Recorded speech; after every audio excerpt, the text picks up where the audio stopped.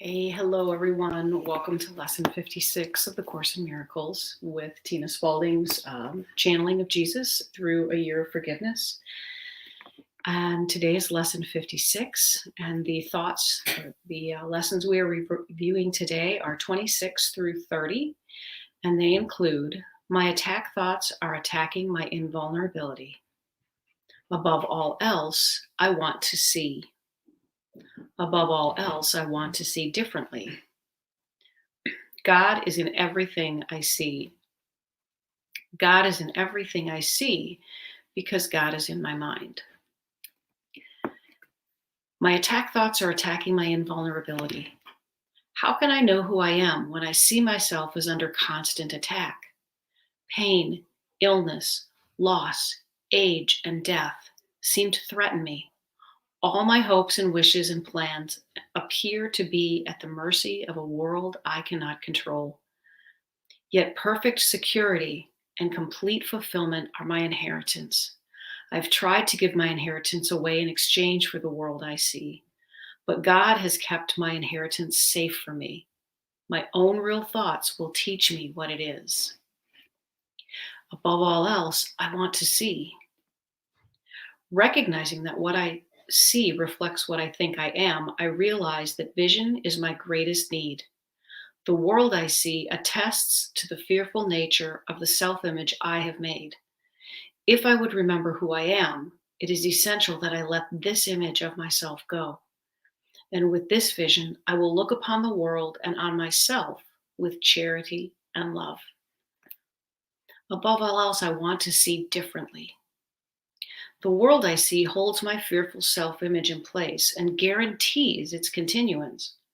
While I see the world as it is now, truth cannot enter my awareness. I would let the door behind this world be open for me, that I may look past it to the world that reflects the love of God. God is in everything I see. Behind every image I have made, the truth remains unchanged. Behind every veil I have drawn across the face of love, its light remains undimmed. Beyond all my insane wishes is my will, united with the will of my Father. God is still everywhere and in everything forever, and we who are a part of him will yet look past all appearances and recognize the truth beyond them all. God is in everything I see because God is in my mind. In my own mind, behind all my insane thoughts of separation and attack, is the knowledge that all is one forever. I have not lost the knowledge of who I am because I have forgotten it. It has been kept for me in the mind of God, who has not left his thoughts. And I, who am among them, am one with them and one with him. We are a thought of God, and our goal in all of this is simply to remember the truth that we are one with that mind, which means we are a loving thought of God extended in an effort to extend love. And so our truth, our purpose, what we are is love. We are the energy of love, and we are beings of thoughts. And so when we begin, my attack thoughts are attacking my invulnerability, it is only because we are thinking that we are not safe, that we are not safe. It is not the truth. And so, like a haunted house, when you walk in and you are thinking it's going to be scary and you are thinking that this is fearful, it is. If you were to walk in with that mind of an adult, if you will, the haunted house is less scary because you can see that this is all a mirage. And so if you associate that with the way that we are looking at the world, our world is a mirage. It's something that we are conjuring up in our mind. Above all else, I want to see, and above all else, I want to see differently. We have knowledge that there is peace within us. It's where hope comes from, is that there is this inherent knowingness that there's something beyond all of this that we are striving for, that we're trying to get back to. We are experiencing this homesickness, and the homesickness we think is in this far off land, but truly there is a door, there is a veil. And they use door, but it's really just, again, a film. And so if we can look behind the curtain at the Wizard of Oz, we see that he's not a great and powerful wizard. He's just a dude. And so the illusions are nothing but what is behind that curtain. God is in everything I see because we are all beings of God. And so all energy is a part of the light. And so if we can just look for the love that is in all things, again, we will see things differently. And then God is in everything I see because God is in my mind. God is the great thought that thought us up. And so God is a part of our thinking. We are a mind attached to God's. And just like you can't take the DNA out of your body, you are a part of your parents and their parents and their parents. We are a part of the mind of God. And so God is in everything because I'm still seeing through those eyes that are one with God. And so even though I'm not choosing to see the truth, there is love in everything. And I will tell you, if you can begin to choose vision and just mantra that I choose peace, I choose peace, I choose peace, you will start to see things differently. Okay. And that is where your safety lies. So let's go to Tina Spalding and her channeling of Jesus. You are blessed beings indeed. I am that one that you know as Jesus. This is a perfect demonstration of love. So when she started the video, her dog was with her and she had to go tell the dog to lay down, and she excused herself that the dog was there. Just as a little precursor to this. This channel, this being, did not like dogs. She did not have the kind of patience she has now with such creatures. They caused her great agitation before she studied A Course in Miracles. In fact, she could not be around dogs because of the state of her consciousness. This is something wonderful for all of us to witness. This is the kind of transformation your mind goes through. Think about something you despise or hate. Maybe it's a person you battle with all the time in your mind. Perhaps you think this person is bad, badly behaved, or should be doing something other than what he or she is doing. These thoughts, beliefs, and ideas leave your most sacred mind, but they hang around like storm clouds to upset you. Most of you have received glimpses of the peace of mind that can come into your mind, little drifts of it here and there. Some of you notice longer periods of peace. What will happen is an increased acceptance of what is, and it will not seem a threat to you anymore. Your anger, frustration, and impatience are fear. Fear of something overwhelming, controlling, or harming you. They demonstrate the fear of something that makes you look bad or causes you to doubt your vision of yourself. When you will come to understand this, then you begin to see what peace can really bring you. Peace brings you into a place of profound connection with all that is. That doesn't mean those creatures, dogs, children, relatives, husbands, and wives, stop doing what they're doing, but you are not threatened or upset by it anymore. You can even observe children doing dangerous things, such as driving fast late at night or not coming home when they should, and remain in peace, knowing everyone has guidance. Everyone rests ultimately in the arms of God. It is not your job to control everything on this planet. You can, however, have a more profound influence. This is also something you can witness in this being, Tina Spalding. In her life before A Course in Miracles, there was no influence in terms of the crowds or the system. She thrashed around in her own life, very unhappy, having a hard time of it.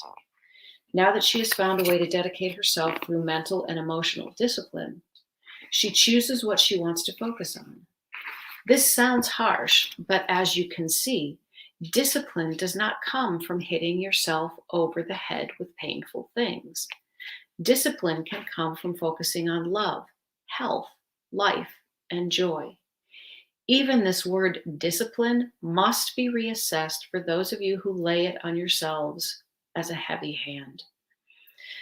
Go out into your day and be grateful. Go out into your day and be happy. Go out into your day and relish the sunshine or the rain or the snow. Relish that you can breathe, walk, choose, and decide. Even those of you who find yourselves in financial or marital difficulties. Once you have disciplined your mind, you can choose what to focus on. You can choose where you want to put your energy, and it will grow. Wherever you put your energy will grow because that is the creative force that has been given to you. It is God-given. When you hear that phrase, you are made in the image of God, it means you are endlessly creative, just like that which you call God. But you must choose where to create. You must choose where to focus your energy. You can miscreate, and many of you are miscreating all over the place. You do things you don't want to do, judging or attacking. These are miscreations and will take you down painful roads littered with suffering. We encourage you to go into your day and look for the good, look for the happy, look for the joyous, look for the abundance of air, light, and brothers and sisters with whom you can practice your forgiveness. There is so much abundance.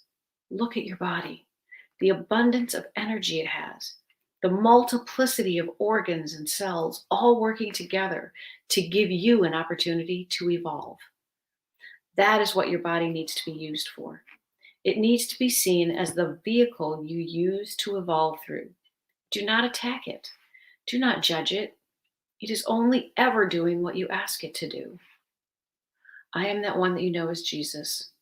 Look around at all the furry creatures in your life and ask, am I grateful for this being or am I irritated by it? Love it, pet it, take it for a walk, give it a cuddle, and know that everything in your life is for your greater good. I am that one that you know as Jesus, and we will see you tomorrow. I actually really love the fact that the story of the dog came up for her, for everyone, because it is those little things, those tiny little changes that may seem inert, like they are nothing, that are what will change your life. And so someone who is deathly afraid of animals can suddenly look at a dog and think, maybe there is something softer there. The dog and the person can connect, and she can feel the softness and the fact that the dog just wants to play, just wants to connect. And they're curious and excited rather than mean and attacking. And all of a sudden, she's changed her relationship, and she's gone from a relationship of fear to a relationship of love.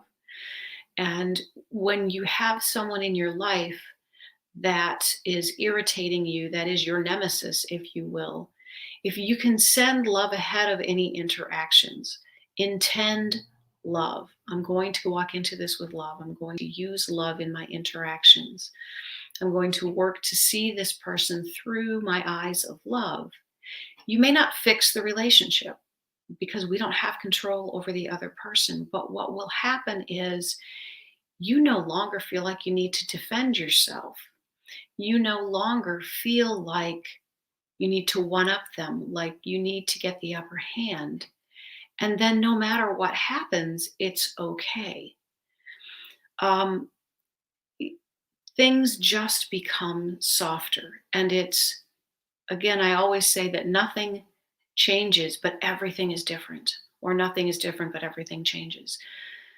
The world that you see will take on a completely different hue. It's like the filters of a camera. When you use the filter of love rather than the filter of fear, the colors change, the impression changes, the mood changes.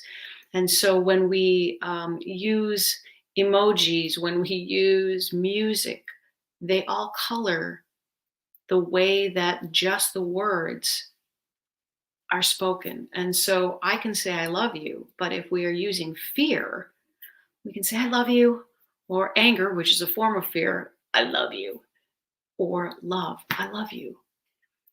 Understand that it is perception that changes everything. As you review the lessons today, know that it is only our thoughts that make us unsafe. And so we have the power within us to become perfectly content in all of our world. And when we see things differently, we connect with the mind of God. And when we connect with the mind of God, we connect with everyone and everything else in a way that we never could have imagined. I hope you have a spectacular day, and I hope that you find a miracle or 10 today. Take care. Bye.